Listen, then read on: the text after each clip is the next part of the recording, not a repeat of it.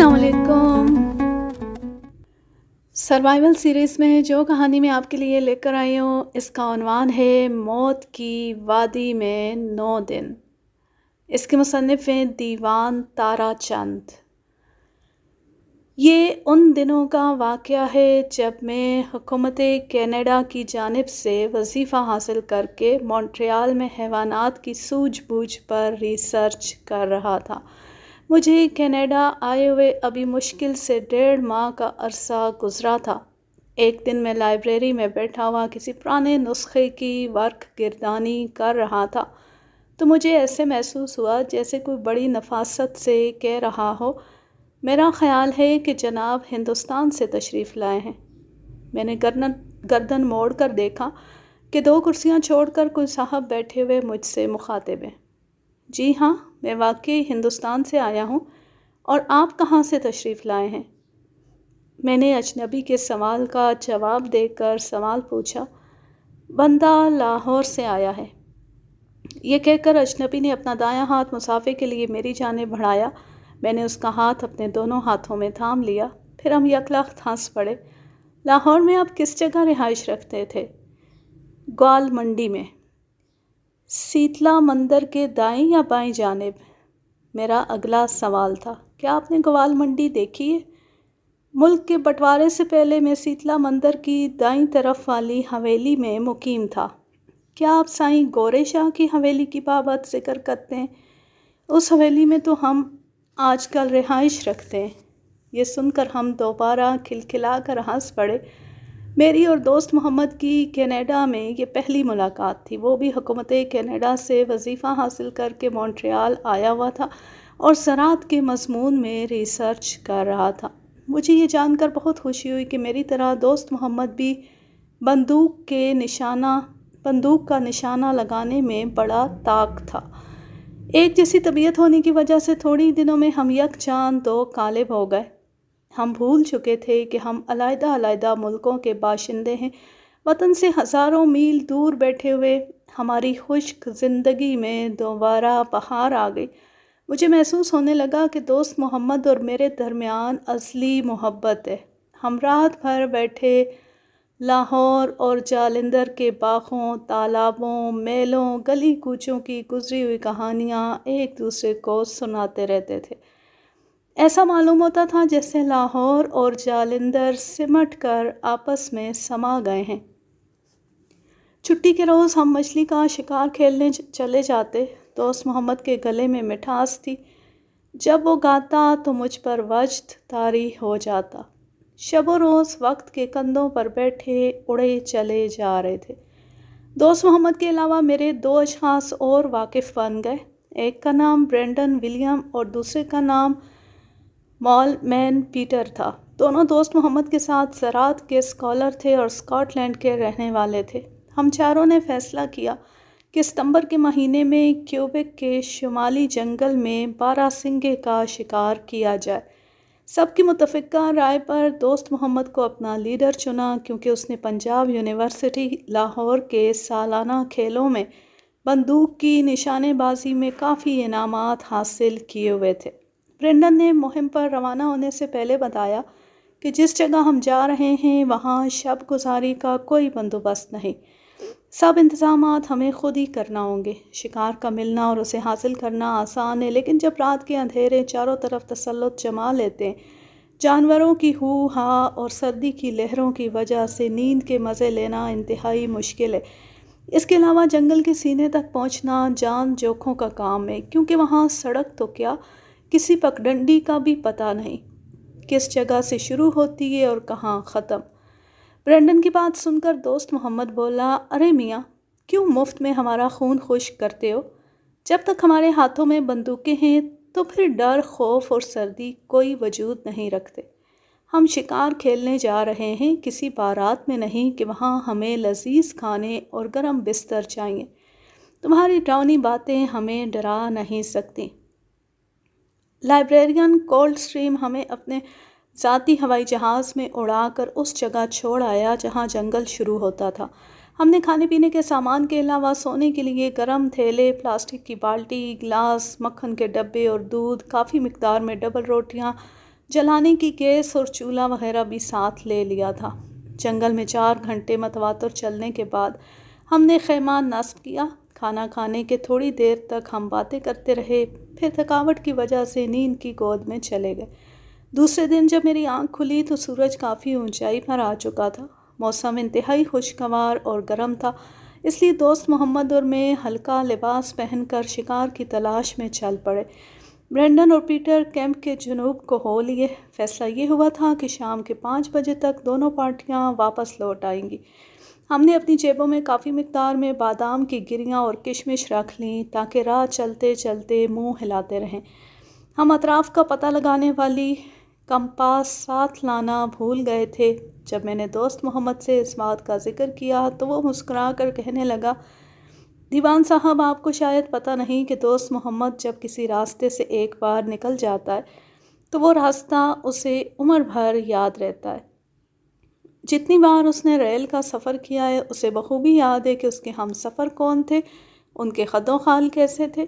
آپ گھبرائیے نہیں، اس جگہ کا ایک ایک پتھر، ایک ایک جھاڑی اس کے دماغ پر ایک ایسا نقش چھوڑ جائے گی، وہ جب چاہے گا بلا روک ٹوک یہاں آ جائے گا۔ اسی یادداشت کی وجہ سے اس نے اپنے کسی ساتھی کو تعلیم میں آگے نہ بڑھنے دیا۔ میں اس کی خود اعتمادی کی داد دیے بغیر نہ رہ سکا۔ جس جگہ ہم نے اپنا کیمپ بنایا تھا وہاں بلند درختوں کے گھنے جھنڈ تھے، آس پاس فلک پوش پہاڑیاں اور چھوٹی چھوٹی جھیلیں قدرت کی کاریگری کا جلوہ پیش کر رہی تھی۔ ہم دونوں قدم بڑھائے چلے جا رہے تھے کہ سامنے اونچے پہاڑوں کا سلسلہ دکھائی دیا۔ میں نے دوست محمد کو ذرا سستانے کے لیے کہا تو وہ ہنس کر بولا، اس رفتار سے تو ہم شکار حاصل نہیں کر سکتے۔ میرے خیال میں سامنے والے پہاڑوں کی دوسری جانب ضرور شکار مل سکے گا۔ آؤ جلدی جلدی قدم اٹھا کر پہاڑ کو طے کر لیں، پھر سستانے کا نام لیں گے۔ دوست محمد کی تجویز معقول تھی کہ اگر ہم کسی جگہ رک گئے تو پھر چلنے کا نام نہ لے سکیں گے۔ ہم پہاڑ کو 1 گھنٹے میں طے کر گئے۔ جب ہم نے پہاڑ کی ڈھلان کی طرف نگاہ ڈالی تو چاروں طرف سبزہ اور نیلا آسمان دیکھا۔ تھوڑے تھوڑے فاصلے پر ننھی ننھی جھیلیں دامن پھیلائے ہوئے تھیں۔ جھیلوں کو دیکھ کر دوست محمد چلا اٹھا، وہ رہی فڈل لیک جہاں ٹراؤٹ مچھلی کثرت سے ملتی ہے۔ کاش ہم مچھلی پکڑنے کا سامان بھی ساتھ لاتے۔ آؤ اب آگے بڑھیں۔ ابھی اس نے اپنا فکرہ ختم کیا ہی تھا کہ پہاڑ کے دامن کے قریب باراسنگھوں کا ایک جھنڈ نظر آیا۔ جھنڈ کو دیکھ کر میں خوشی سے اچھل پڑا اور بندوق کو سنبھالنے لگا۔ میری مسرت دیکھ کر دوست محمد نے کہا، ارے یار، یہ باراسنگھے بڑے کائیاں ہوتے ہیں، میلوں دور سے انسان کی موجودگی کی بو سونگھ لیتے ہیں۔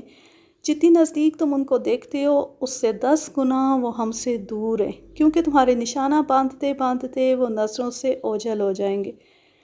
ہم باراسنگھوں کے پیچھے پیچھے چلتے رہے۔ 5 میل کی مسافت میں ہم نے 10 بار رخ بدلے۔ آخرکار دوپہر کے بعد وہ پہاڑ کی چوٹی کی طرف دکھائی دیے۔ ہمارا خیال تھا کہ جھنڈ میں 5-6 ہی باراسنگھے ہوں گے، لیکن ہمارا اندازہ غلط نکلا، کیونکہ ان کے پیچھے ایک اور جھنڈ نظر آیا جس میں 50 کے قریب بچے بوڑھے سبھی قسم کے باراسنگھے رواں دواں تھے کہ دوست محمد نے دھیمی آواز میں کہا، دائیں طرف دیکھو، کتنا موٹا تازہ باراسنگھا جا رہا ہے، نشانہ باندھ کر گولی داغ دو۔ دوست محمد کی آواز کے ساتھ ہی میں نے بندوق کی لبلبی پر انگلی دبائی، گولی نشانے پر بیٹھی۔ باراسنگھا سانس لیے بغیر مٹی کے تودے کی مانند زمین پر گر پڑا۔ باقی جانور گولی کی آواز کے ساتھ جنگل میں چھپ گئے۔ دوست محمد نے باراسنگھے کے شکار پر مجھے مبارکباد دی۔ ہم نے تیز چھروں سے اس کی رانیں کاٹ کر تھیلے میں ڈال لیں، سر کو کندھے پر رکھ لیا تاکہ میں وطن لوٹ کر اسے اپنے ڈرائنگ روم کی زینت بنا سکوں۔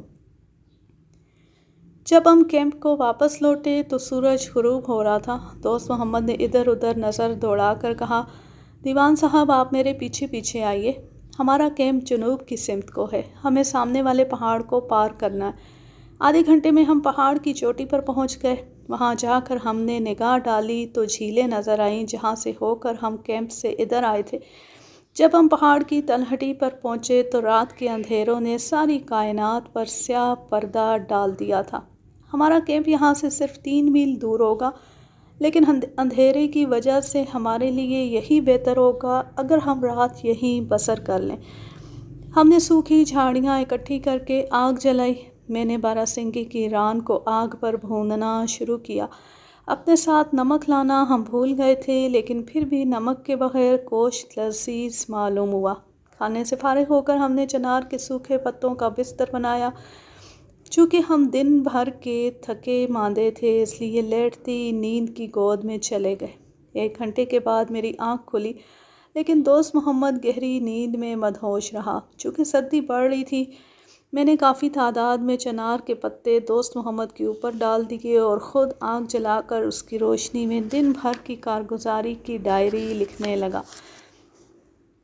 جب سورج کی پہلی کرن نے ہمیں خوش آمدید کہا، میں نے دوست محمد کو جگایا۔ جب ہم نے جھیل کی طرف دیکھا تو ہم حیران اور ششدر رہ گئے، کیونکہ یہ کوئی دوسری جھیل تھی۔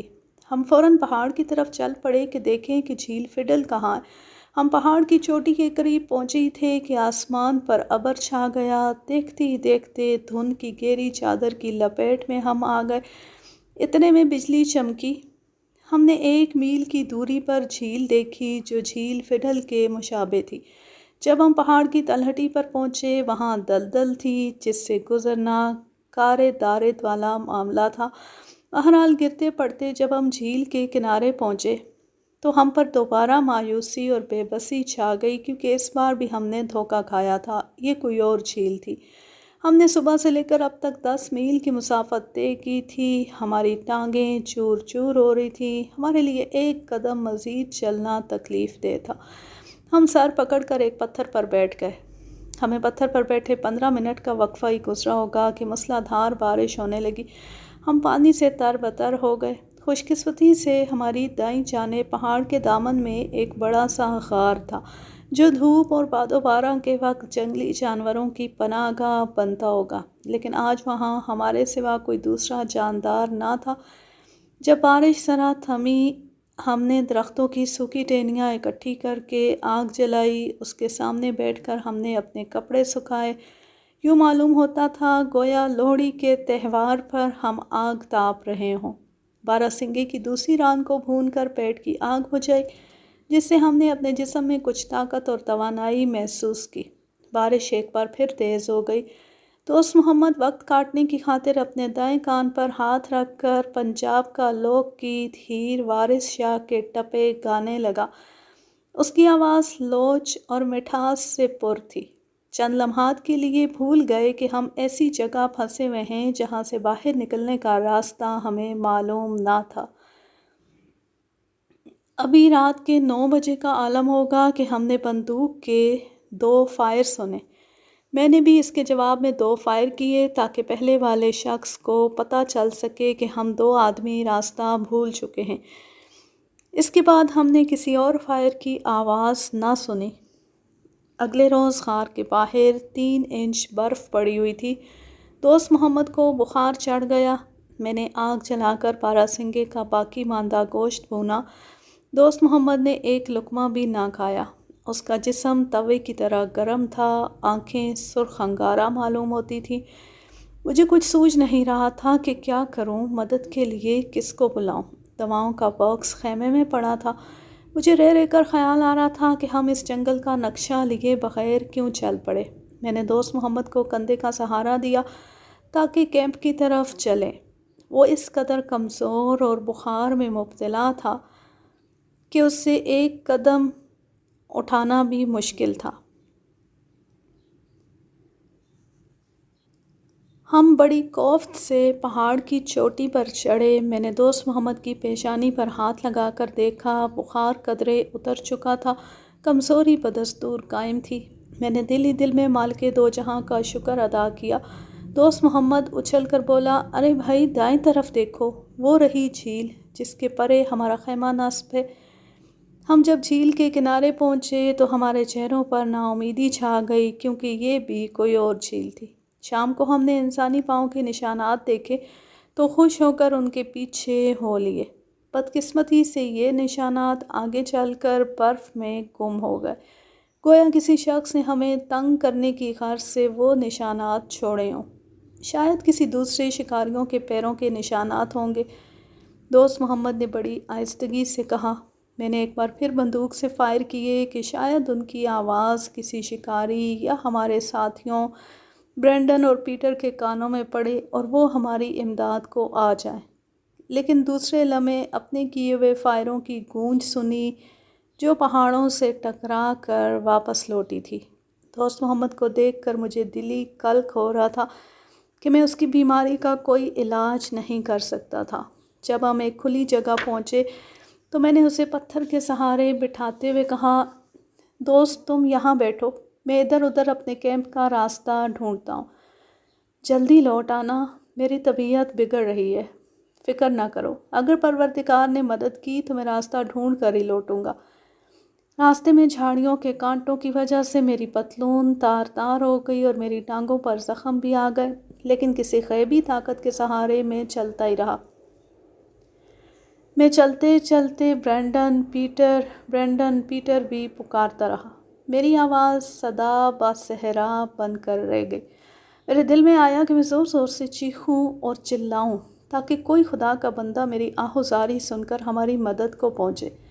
مجھے دوست محمد کی فکر لگی ہوئی تھی کہ اس پر بخار اور سردی نمونیے کا مرض حملہ نہ کر دے۔ 3-4 روز میں ہی وہ ہڈیوں کا پنجر نظر آ رہا تھا۔ میں نے اتنے میں دور سے جھیل کے کنارے ایک خیمہ دیکھا۔ اس کے قریب ایک کشتی پڑی تھی۔ یہ دیکھ کر میں نے خدا کے حضور میں گردن جھکا دی کہ آخر کار اس نے میری دعا قبول کر لی۔ کمر تک برف آلود پانی سے گزر کر میں جھیل کے کنارے پر پہنچا۔ میری حیرانی کی کوئی حد نہ رہی جب میں نے جھاڑیوں کے سوا وہاں اور کچھ نہ پایا۔ میرے خیالوں نے مجھے خوب دھوکہ دیا۔ دل میں آیا کہ میں اپنی آنکھیں پھوڑ لوں۔ میرا سر چکرانے لگا۔ اپنے آپ پر قابو پا کر میں دوست محمد کی سمت لوٹا کہ دیکھوں بیچارے کا کیا حال ہے۔ تھکاوٹ، بھوک اور پیاس سے میرا سارا جسم تختہ معلوم ہو رہا تھا۔ جب میں اس جگہ آیا جہاں دوست محمد کو چھوڑ گیا تھا، میں نے دیکھا کہ دوست محمد وہاں نہیں ہے تو میرے پاؤں کے نیچے سے زمین سے رک گئی۔ میرے اندیشے بڑھ گئے کہ یا الہی، دوست محمد کہاں چلا گیا؟ وہ تو بخار میں مبتلا تھا، اس سے تو اٹھا بھی نہیں جاتا تھا، اب یہاں سے کہاں غائب ہو گیا؟ میں نے قریبی برف پر دوست محمد کے پیروں کے نشانات دیکھے۔ ان سے مجھے نئی طاقت ملی اور میں ان کے پیچھے چل پڑا۔ اتنے میں اس کی نحیف اور کمزور آواز سنائی دی۔ مجھ میں بھی بولنے کی طاقت نہ تھی۔ میں نے اسے ہاتھ کے اشارے سے اپنے پاس بلایا۔ وہ لڑکھڑاتا ہوا واپس لوٹا۔ اس کے ماتھے پر پسینے کی بوندیں چمک رہی تھیں اور اس کا سانس پھولا ہوا تھا۔ میں نے سہارا دے کر اسے زمین پر لٹا دیا۔ 5 گز کے فاصلے پر ایک ننھا سا غار تھا۔ ہم میں طاقت نہ تھی کہ لکڑیاں اور پتے اکٹھے کر کے آگ جلاتے، اس لیے بغیر کھائے پیے آپس میں گڈمڈ ہو کر ہم غار میں لیٹ گئے۔ رات کو مجھے ڈراؤنے خواب نظر آئے، جیسے کچھ لوگ اسٹیشن ویگن میں بیٹھ کر ہمارے غار کی طرف آئے ہیں۔ میں نے لوگوں کی آوازیں سنی، اسٹیشن ویگن کی روشنیاں دیکھیں۔ میں یک لخت اپنی جگہ سے اٹھا اور لوگوں کی طرف دوڑا۔ میں ایک درخت کے تنے سے ٹکرایا اور زمین پر گر پڑا۔ جب مجھے ہوش آیا، وہاں نہ تو کوئی شخص تھا اور نہ کوئی اسٹیشن ویگن، بلکہ مایوسی اور بدقسمتی کے علاوہ وہاں اور کچھ نہ تھا۔ میرے گھٹنوں اور ماتھے پر چوٹیں آئیں۔ اگلی صبح جنگل میں بھٹکتے ہوئے ہمارے لیے 5واں روز تھا۔ دوست محمد کی حالت ابتر ہو چکی تھی، اس کے سر پر موت رقص کر رہی تھی۔ میں بھی مردے سے کم نہ تھا۔ میری سانس چل رہی تھی لیکن جسمانی طاقت مفقود ہو چکی تھی۔ میں سوچ رہا تھا کہ ہمارے واپس نہ لوٹنے سے برینڈن اور پیٹر کا کیا حال ہوا ہوگا۔ خدا جانے وہ بیچارے کس طرح گزار رہے ہوں گے۔ ہو سکتا ہے انہوں نے ہمارے گم ہونے کی اطلاع پولیس یا جنگل کے سیکیورٹی دستوں کو دے دی ہو۔ چونکہ ہم بڑی مشکل سے حرکت کر سکتے تھے، لہٰذا ہم نے اپنی دوربین، کیمرے، چھرے، بندوقیں اور باراسنگے کا سر ایک جھاڑی میں رکھ دیا کہ زندہ رہے تو ان کو دوبارہ اٹھا لیں گے، اور اگر حادثات کا نوالا بن گئے تو پھر یہ اشیاء کسی دوسرے شکاری کے ہاتھ لگ جائیں گی۔ کسی نہ کسی طرح ہم اس روز صرف 1 میل چل سکے۔ اس دوران ہم نے ایک دوسرے سے کوئی بات نہیں کی۔ کمزوری اور نکاہت سے میری آنکھوں کے سامنے جگنو ناچ رہے تھے۔ ایسے معلوم ہو رہا تھا گویا کوئی شخص میرے سر پر ہتھوڑے مار رہا ہو۔ دوپہر کے وقت ہم کھلی جگہ پہنچے۔ دوست محمد ایک دم آنکھیں بند کر کے زمین پر دراز ہو گیا۔ میں نے بڑی مشکل سے درختوں کے پتے اور ٹہنیاں اکٹھی کیں تاکہ آگ تاپی جا سکے۔ دوسری صبح مطلع صاف تھا، سردی بھی قدرے کم تھی۔ دوست محمد نے منہ کو ہاتھ لگا کر اشارہ کیا، گویا وہ پینے کے لیے پانی مانگ رہا تھا۔ دوست محمد کو بخوبی احساس ہو چکا تھا کہ وہ موت کے غار کی جانب رواں ہے، لیکن اس شیر مرد نے کوئی آہ و بکا نہ کی۔ 200 گز کے فاصلے پر جھیل تھی۔ میں رینگتا رینگتا وہاں تک گیا۔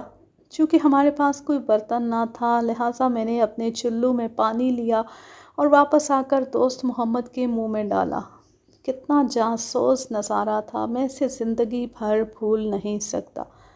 پانی کی چند بوندیں پی کر دوست محمد ساکت ہو گیا۔ شام ہونے کو آئی تھی کہ میں نے آسمان پر ہوائی جہاز اڑتے دیکھا۔ خدا جانے میرے بدن میں کہاں سے طاقت آ گئی کہ میں فوراً اٹھ کھڑا ہوا اور اپنے دونوں ہاتھوں میں ٹہنیاں پکڑ کر ہوا میں لہرانے لگا کہ ہوائی جہاز کا پائلٹ ہمیں دیکھ کر جہاز کو زمین پر اتار دے، لیکن ہوائی جہاز چکر کاٹ کر آسمان میں غائب ہو گیا۔ یہ دیکھ کر میں نے یوں محسوس کیا جیسے کسی شخص نے میرا کلیجہ چیر دیا ہو۔ رات بہت سرد اور گھناؤنی تھی، چاروں طرف ہو کا عالم تھا۔ دوست محمد بے سدھ تھا، ہاں اس کی سانس چل رہی تھی، مجھ سے اس کی یہ حالت دیکھی نہ جاتی تھی۔ کبھی اس کا چہرہ مہکتا ہوا گلاب کا پھول تھا اور اب پاؤں تلے روندا ہوا شادی کا ہار۔ میری آنکھوں میں آنسو جھلملانے لگے۔ سخت سردی کی وجہ سے میری انگلیوں میں اتنی سکت نہ تھی کہ میں لائٹر چلا سکتا۔ اپنے دانتوں سے اس کی بتی نکال کر خشک ٹہنیوں اور پتوں میں رکھ کر آگ جلائی۔ بدقسمتی سے ٹہنیاں گیلی تھیں، جب پتے جل گئے تو وہ دھواں دینے لگیں جس سے میری سانس گھٹنے لگی۔ اگلے روز قیامت کے دن تھے۔ بارش اور برف کے طوفانوں نے قہر برپا کر رکھا تھا۔ سردی کے مارے میرا جسم اینٹھا جا رہا تھا۔ پروردگار کو ہی معلوم تھا کہ دوست محمد کی سانس کس چیز کے سہارے چل رہی تھی، ورنہ اس کے جسم کے کسی حصے میں جان نہ تھی۔ اس کے سب اعصاب بیکار ہو چکے تھے۔ آہ و بکا کرنے کے لیے مجھ میں بھی طاقت نہ رہی تھی۔ دوست محمد کے سر پر یوں ہاتھ پھیر رہا تھا جیسے کوئی ماں اپنے سوئے ہوئے بچے کی بلائیں لے رہی ہو۔ 8ویں روز شام کے وقت میں نے اپنے سر کے اوپر ہوائی جہاز کو پرواز کرتے دیکھا۔ مجھ میں زمین سے اٹھنے کی طاقت ختم ہو چکی تھی۔ زمین پر لیٹے لیٹے خدا کے حضور میں دعا کی کہ اے مالک دو جہاں، ہمیں اس دوزخ سے پناہ بخش یا ہمیشہ کے لیے موت کے دامن میں ڈال دے۔ 3 چکر لگانے کے بعد وہ جہاز بھی میری نظروں سے غائب ہو گیا۔ یہ دیکھ کر مجھ پر غنودگی چھا گئی اور میری گردن ایک طرف کو ڈھلک گئی۔ اگلی صبح جب میری آنکھ کھلی تو موسم بہت پیارا تھا۔ درختوں پر بیٹھے رنگ برنگے پرندے چہچہا رہے تھے۔ ان کو دیکھ کر مجھے اپنا بیتا ہوا بچپن یاد آیا کہ کس طرح میں اچھل اچھل کر ان پرندوں کو پکڑنے کی کوشش کرتا تھا۔ آج اپنے چہرے پر بیٹھی ہوئی مکھی کو اڑانے کے لیے انگلی بھی نہیں ہلا سکتا۔ میں نے آنکھیں موند لیں۔ اتنے میں مجھے سنائی دیا جیسے کوئی شخص کہہ رہا ہو، ارے وہ رہے شکاری جن کی ہمیں تلاش تھی۔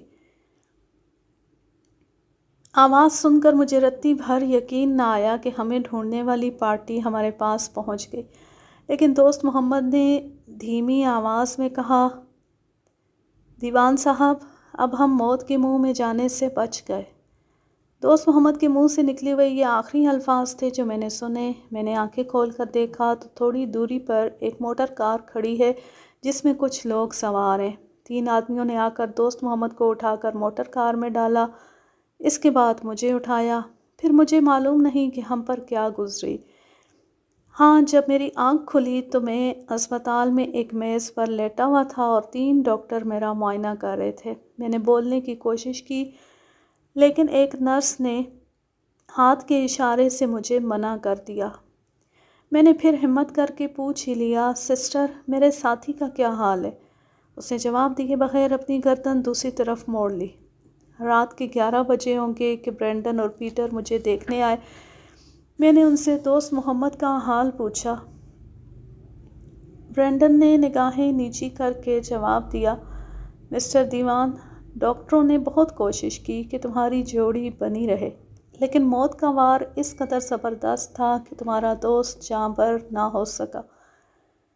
جب کبھی مجھے اس شکار کی یاد آتی ہے تو میرے جسم کے رونگٹے کھڑے ہو جاتے ہیں، اور دوست محمد کی شکل میرے سامنے آ جاتی ہے، گویا خاموش زبان سے کہہ رہی ہو، دیوان صاحب، مجھے اپنی موت کا افسوس نہیں، بلکہ خوشی ہے کہ آپ موت کی وادی سے صحیح سلامت لوٹ آئے۔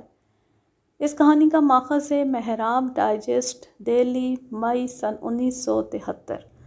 اب میں لیتی ہوں آپ سے اجازت، جہاں رہیں خوش رہیں، شاد و آباد رہیں، ہنستے مسکراتے رہیں۔ اللہ حافظ، اللہ نگہبان۔